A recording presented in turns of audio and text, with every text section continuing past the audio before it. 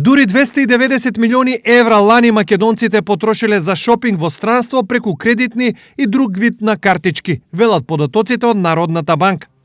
Иако веројатно изненадување за многумина, но најмногу пари од Македонија лани заминале во Унгарија, земјата со специфична демократија на контраверзниот во Европа Виктор Орбан. Таму македонците своите картички ги пеглале за 29,8 милиони евра.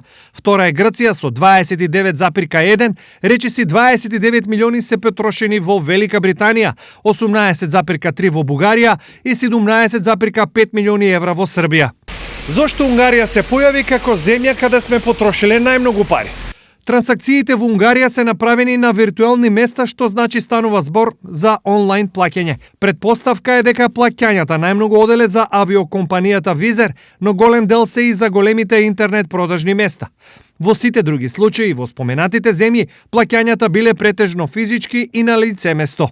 Од друга страна, странците во Македонија за една година преку картички потрошиле 223 милиони евра, што е минус од 67 милиони евра.